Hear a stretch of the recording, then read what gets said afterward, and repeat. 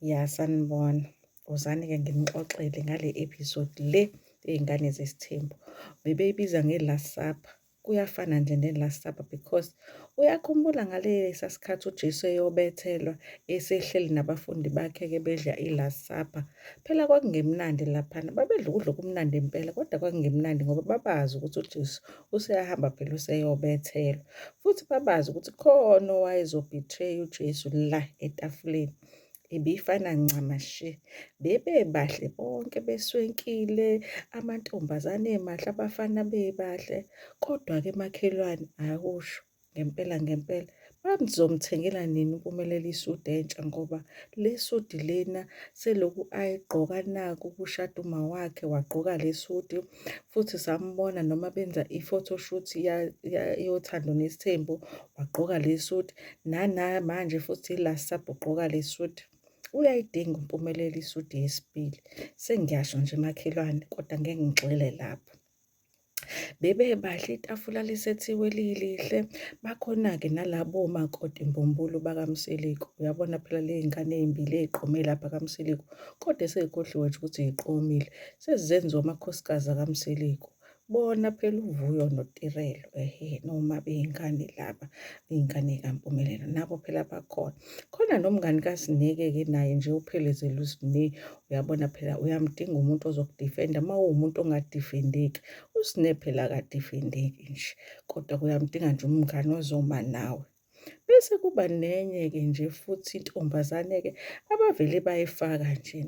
Kuthiwa le ntombazane ibihlala le eKapa la kuhlala khona uVuyo. Nayo futhi iyabalwa la ekuthandaneni noMpumelelo. Ize lana-ke angazi nami ithi izo-expose uMpumelelo iy'nto zesingisi makhelwane, angizazi mina. Kodwa njena mina ngiyibona ikhuluma kakhulu leya ntombazane. Futhi sengiyayibona ukuthi yini ndaba uMpumelelo ehlulekile yiyona. Ngoba uMpumelelo akafuni ukuphikiswa, futhi uMpumelelo akamfuni kabi nje umuntu okhuluma into enengqondo.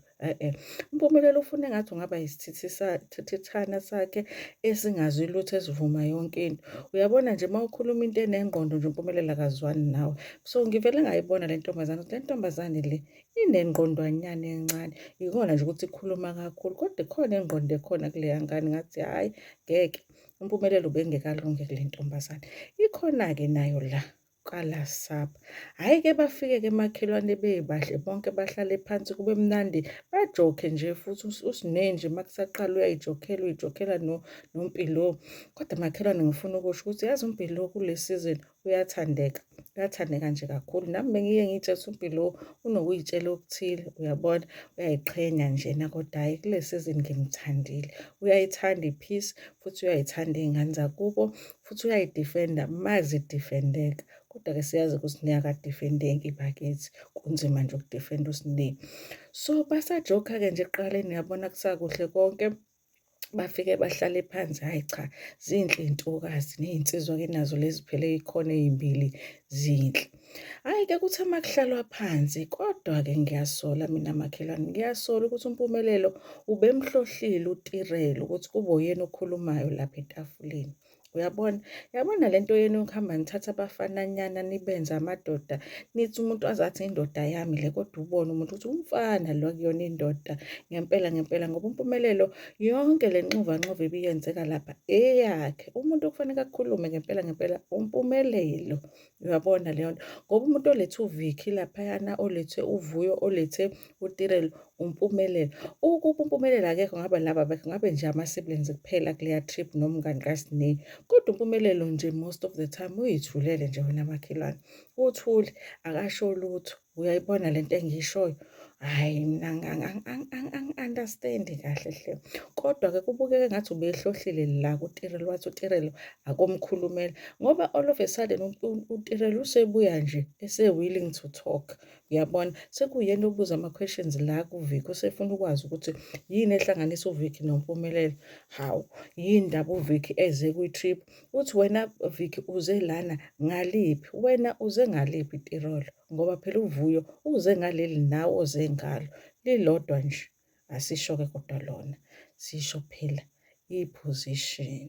Uyabona leyo nto liyafana lelo zengalo naye phela uVicky uzengalo ngoba masubuka kahle yini umahluko phakathi kukaTerelo noVicky ukuthi unengane bonke nje bajola nompumelelo. For all we know uVicky mhlawumbe usayitholela nalowo mpumelelo kudlalwa ngathi. Hhayi-ke makhelwane singaphuma eceleni bahlale-ke phansi kusho ukuthi uTerelo-ke naye-ke ube nesibindi-ke sokuthi abuze la kuVuyo ukuthi hhayi bo weVuyo yini ndaba la uze ngaliphi wena lana vele ngaxakeka nami ukuthi uze ngomjolo angithi nawe uze ngomjolo naye uze ngomjolo.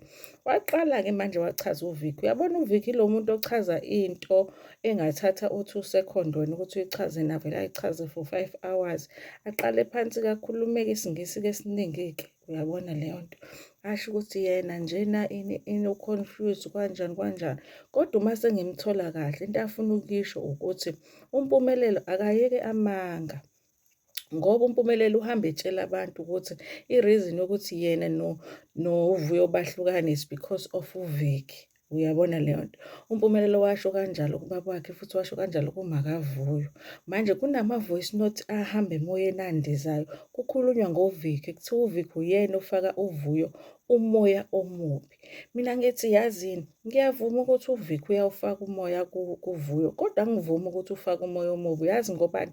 Akuwona umoya omubi ukuthi uVuyo ahlukane noMpumelelo umoya omuhle kabi lowo. Uyabona nto leyo kanti uVuyo ubeyohlala kuleya nonsense kuze kube yinini ngempela ngempela. So ngiyavuma vele ukuthi uVicky unomoya kodwa angivumi ukuthi umoya omubi. Ngithi nje umoya ovula ingqondo mina loyana. Akhulume-ke naye uVicky vele-ke nje ngathi uyawathanda namakhamera ngoba uvele mayithola ithuba lokukhuluma avele alanda indaba ende. Uthi yena kuyona i-fault yakhe yena and ukhathazekile ukuthi indaba yokuthi abantu sebecabanga ukuthi uyena ohlukanisa uMpumelelo noVuyo. uMpumelelo akafuni ukuthatha accountability. Yini-ke accountability wena makhelwane?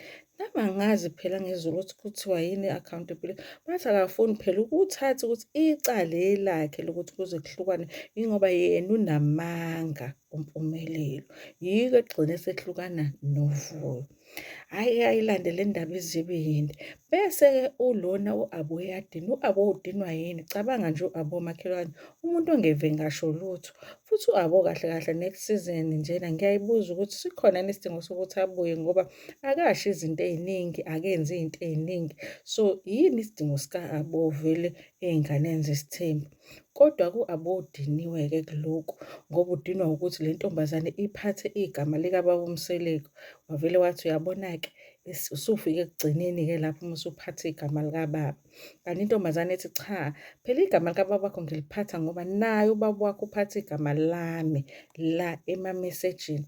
Hhayi-ke bayidlala i-voice note engakwazi-ke makhelwane ukuthi le voice note bebeyidlalela thina ababuki noma bebeyidlala etafuleni ngoba ngiyizwanga idlala etafuleni kodwa thina siyizwile. Kule voice note-ke wena makhelwane uMseleko uMusa Mseleko indoda yamakhosikazi awu-4 ikhuluma nenye inkosikazi lapha umakaVuyo. Wemakhelwane ngempela ngempela iyenziwa leyo nto ukuthi ubaba wasemzini la uzale khona iy'ngane akhulume noma wakho through uWhatsApp baze basendelana ama-voice note behleba ngostar wakho. Iyenziwa leyo nto makhelwane kaZulu nje ngempela kusakhona oShaka noSenza ngakhona yayenziwa leyo nto makhelwane noma into yamanje. Mina ngiyazi makhelwane uMseleko ukwi-voice note ekhuluma nomakaVuyo ehleba ngomjolo kaVuyo.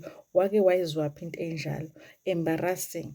Ngiyacabanga ukuthi iyona nto evele yadina u-Abo le ukuthi sekuphatha ubaba wakhe kodwa manje angi-understand ukuthi ubaba wakho ubengeke aphathwe kanjani ngoba phela ubaba wakho nayo nanguya ehleba nenkosikazi yomXhosa ehleba ngomjolo wengane yakhe. So manje bese kuzokwenziwa njani-ke? Phela izodlalwa i-voice note yakhona. Uyabona leyo nto? Uyabona-ke ngala kuSinebandla mina ngibona engathi uSinebe bemdlulise ngasey'nkambini uyabona ngoba lama-producer ayathanda ukuthi aloye bayathelela laphayana amawayini nani nani ngoba efuna ukuthi kuthi ukushuba kancane la etafuleni. USine nje ubedlule ey'nkambini ubemuhle impela ne-makeup yakhe bemenze kahle kodwa ukhamba ubedlulile kulona ngoba iy'nto abeyikhuluma nje bey'ngahlangani. USine all of a sudden usediniwe manje uthi bona nje baya-pretend-elana bangama-siblings. Hhayi ngithi Sine kwenzenjani manjena ngikuthanda kangaka athi bona nje bonke bangama-fake nje fake futhi yena njena bayamzonda ngoba uyivezandlebe. Hhayi kodwa nangu-ke uSine usey'biza ngevezandlebe. Uyazi ukuthi kwesinye isikhathi ukube yinto uyifile wena nje uy'bize wena ngento abantu abangakaze baze bakubize. Mina ngicabanga ukuthi abo benolwandle noMpumelelo bayalazi lona igama elithi ivezandlebe nje. Angicabangi ukuthi bayalisebenzisa kodwa nje uSinew ucabanga ukuthi uyivezandlebe. Kodwa-ke nje mase ngiba honest nabo bandla abamthandisisi usisi wakhe. Bona banayo kodwa i-reason encane yokuthi uSinew vele maye khona hlezi ezostart idrama futhi uSinew maye khona nje uzovele eyise mase eqeda ukweyisa bese vele eyakhala bese vele kube ngathi bayamsukela. So ngiyaba-understand ukuthi yini indaba bangamthandi kodwa nje ukungamthandi shame abamthandi futhi kwesinye isikhathi ngathi bayaku-enjoy ukumbona njena ekhathazekile ebheda kona lokho kubheda.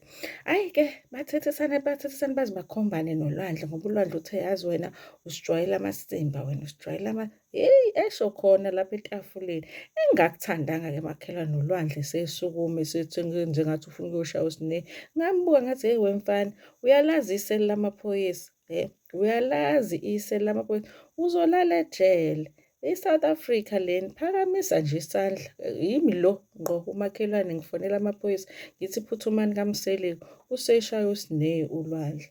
Hhayi-ke kube nengxova kazame-ke uMpumelelo ukumbamba ulwandle phela-ke bahlaliswe phansi manje sekucasuke wonke umuntu. Uyazi phela uyabona ukuthi kucasuke wonke umuntu mase kucasuke ngisho uMbhilo ngoba uMbhilo nje usecasukile ukuthi yeyi naze nalimosha idini elihle kanje nibahle nenzelwe kahle lana anidli nalokudla eniphakelwe kona ngoba nibhizi phela nina niyaxabana. NoTirelo ngalana khona akukhulumayo ngalana ukhuluma iy'ndaba zoVicky ngalana uVuyo uyacasula ukuthi uyazi kodwa she is such a clown ulona uTirelo. Mina ngicabanga ukuthi nje anybody othandana noMpumelelo nje kahle kahle i-emoji nje iyodwa ebalungele i-clown kahle kahle ngempela ngempela. Kuyo yonke le nxovanxova elana uMpumelelo akakhulumi shame akasho nje okuningi. Uyabona leyo nto nama-voice note adlalwayo nje ngathi awadlalwanga nje ekukhulunywa ngawo akukhulunywa. Ngiyasho ukuthi kodwa ngoba le nxovanxova iqala oyena nje yindaba angakhuluma. Hhe ngiyabuka ukuthi yazi le y'ngane ziyakwazi ukukhetha y'khetha amasoka. Hhayi-ke lapho-ke sekuyaxatshanwa-ke manje siyathuliswana-ke uyabona nje kwabo hoyi kwaze kwathula. Kodwa u-Abo ngala ubesengekho-ke impressed uVicky ngendaba yokuthi uVicky uphathe igama likababa wakhe. Ubesemthulisa ngisho umthulisa khona la ethe khona yazini sekukhuluma abakaMseleku-ke manje ngicela laba ngebona abakaMseleku bathule du ngathi zakhala zaphinde zalila khona la etafuleni. Bathula nya abanye wathi asikhulume ngale nto kaSinew. Wena Sinew uthi sinjani, uthi si-fake, uthi siya-pretend-elana. Ulwandle lapha kwi-diary session athi cha asiphrithende thina.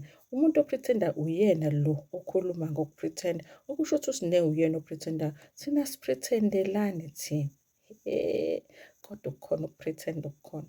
Manama-siblings vele bakwethu ngeke nize nilwe mayelana nayo yonke into. Ngiyanitshela siba u-6 ekhaya ngeke size si-address-e yonke into every single day. Kwesinye isikhathi i-sibling yakho nje iyayisho into ikucasule ntambama sekufanele uhlale uhleke ngeke uze u-address-e everything. Uma u-address-a yonke into hhayi ungavele ube umuntu omubi kwi-family. So vele kwi-sibling relationship ikhona leyo element yokuphrithenda ngoba usuke ufuna ukugcina i-peace ngoba phela uyabathanda abantwana bakwenu awufuni ukuthi uhlezi ulwa nabo all the time.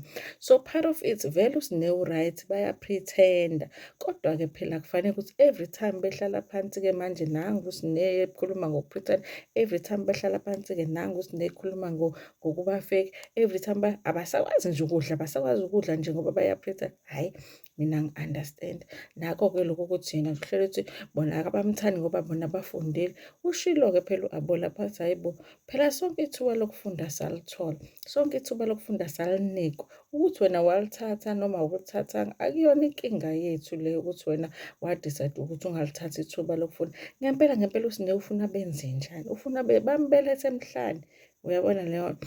Mina uyabona ukube bengiyi-producer yalo show wena makhelwane into ebengizoyenza wazi into abayenza lapha kuleya show yeBala Family where they do like a formal therapy session for a family, because they recognize ukuthi the family had a lot of issues, family members had a lot of issues with each other. Yabona leyo nto, ngiyaxolisa ukukhuluma isingisi wena makhelwane, yabo.